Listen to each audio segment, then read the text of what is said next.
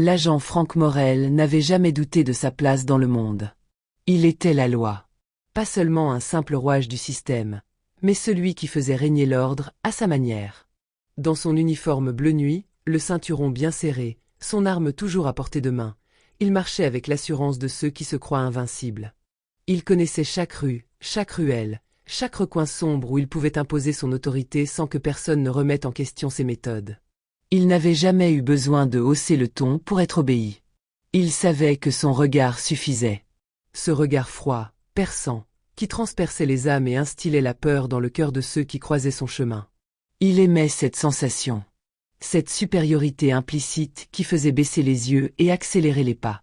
Depuis son entrée dans la police, il avait compris une chose essentielle. Faire respecter la loi ne suffisait pas. Il fallait l'imposer. Et imposer la loi, pour Morel, signifiait exercer son pouvoir comme bon lui semblait. Les protocoles, les règles de déontologie, les formations sur le respect des droits des citoyens? Des formalités sans intérêt. Pour lui, la force primait sur la justice, l'ordre sur la morale. Il savait comment s'en sortir en cas de problème. Un rapport bien rédigé, des caméras de surveillance étrangement hors service, des collègues qui ferment les yeux. Ce système fonctionnait depuis des années, et il n'avait jamais échoué. Jusqu'à ce soir-là. La nuit était tombée sur la ville, projetant une lumière blafarde sur les trottoirs déserts. Morel roulait lentement, ses doigts tapotant distraitement le volant. Son regard balayait les alentours avec méfiance. Il connaissait ce quartier. Un de ces quartiers où il n'aurait jamais mis les pieds sans son uniforme et son arme. Un de ces endroits où, selon lui, la délinquance était une seconde nature, où les habitants n'avaient aucun respect pour l'ordre et l'autorité. À ses yeux, il n'était pas vraiment français. Oh, certains avaient peut-être des papiers, mais pour lui, ils restaient des étrangers, des intrus. Il les tolérait uniquement parce que la loi l'Y obligeait. Il ne le disait pas ouvertement, bien sûr. Il n'était pas stupide.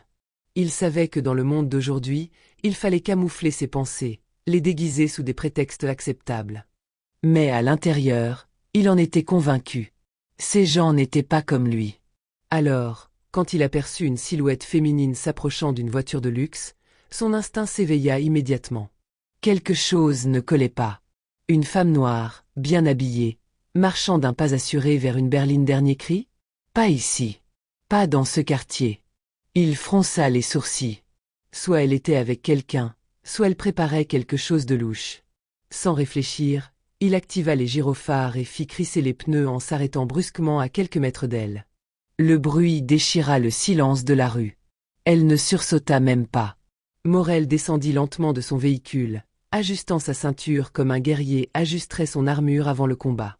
Il adopta sa posture habituelle, celle du gardien de l'ordre qui n'accepte aucune contestation. « Madame, contrôle de police. Vos papiers. » Sa voix était ferme, autoritaire. Il attendait une réaction. Une hésitation, un soupçon de nervosité, quelque chose qui lui donnerait une excuse pour enfoncer le clou. Mais il n'y eut rien. La femme s'arrêta et leva les yeux vers lui. Son regard était calme. Presque trop calme. Sans un mot, elle ouvrit son sac, en sortit son portefeuille et lui tendit ses papiers. Morel les attrapa brusquement et les parcourut rapidement. Ou du moins, il fit semblant. Car la vérité, c'est qu'il ne regardait pas vraiment les documents. Il regardait elle. Son port de tête, son allure, cette manière de tenir son sac sans crispation, sans gêne. Elle ne ressemblait pas à celle qu'il avait l'habitude de contrôler dans ce quartier. Elle ne montrait aucune crainte. Et c'est précisément ce qui l'irrita immédiatement. « D'où vient cette voiture ?» demanda-t-il d'un ton plus sec qu'il ne l'aurait voulu. « De chez le concessionnaire. » Sa voix était posée, neutre. Il plissa les yeux. Elle jouait à quoi? Elle ne protestait pas, ne s'énervait pas. Elle répondait simplement. Comme si ce contrôle n'était qu'un détail sans importance. Comme si son autorité ne la concernait pas. Un sourire narquois étira ses lèvres. « Ne me prenez pas pour un idiot. Ce genre de voiture coûte une fortune. » Elle haussa un sourcil.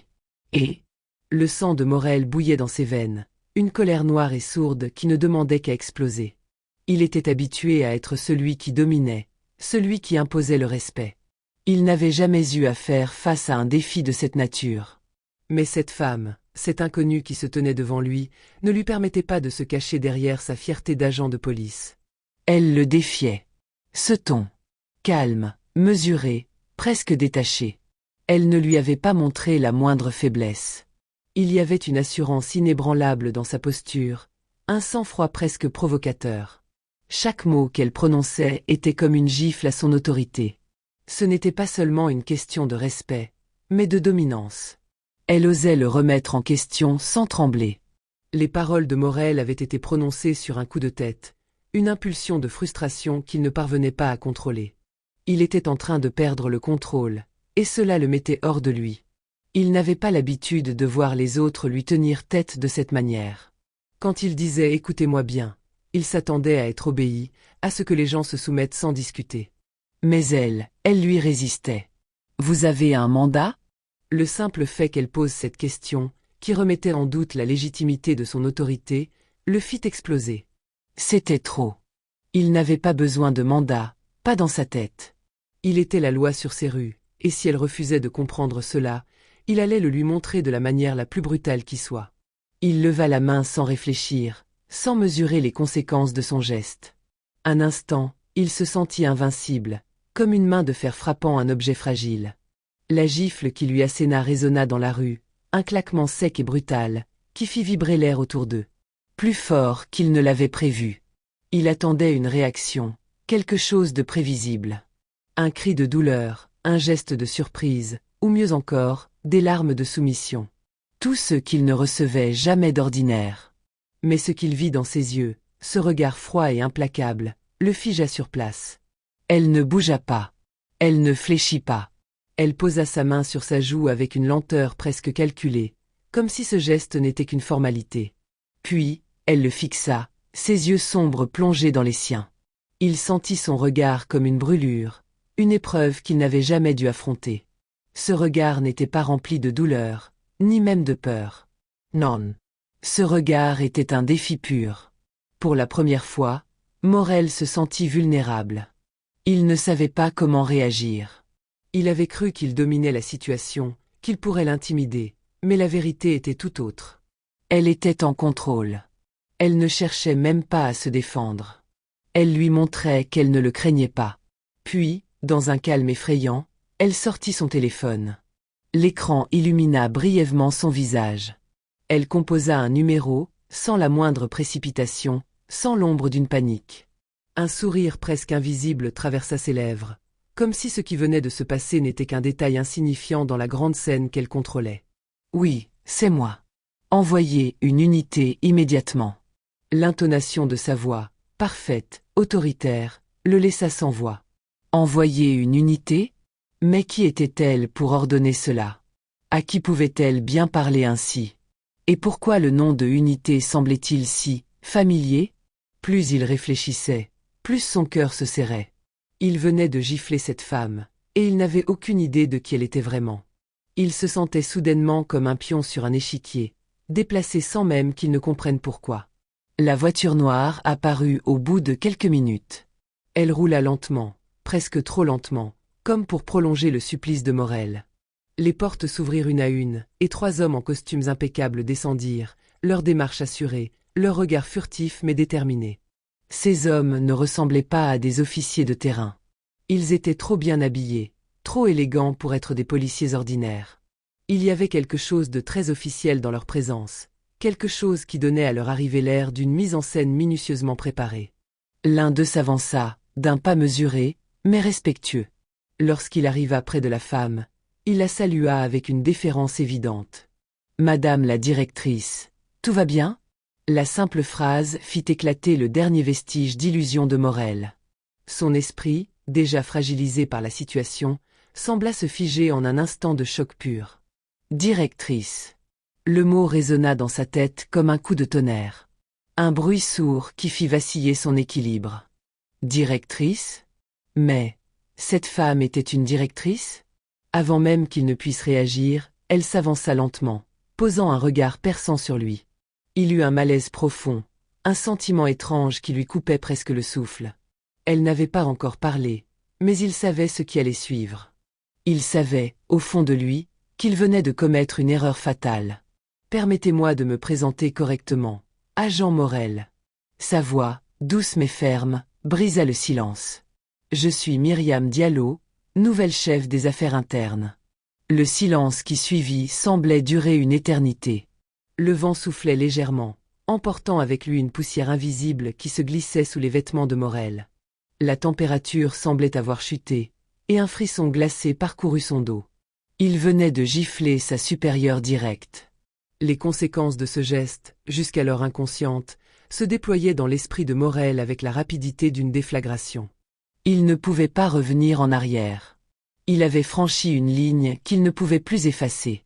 Dans la réalité du moment, il n'était plus l'agent Franck Morel, celui qui imposait sa loi. Il était l'homme qui venait de commettre l'impensable. Et tout allait désormais changer.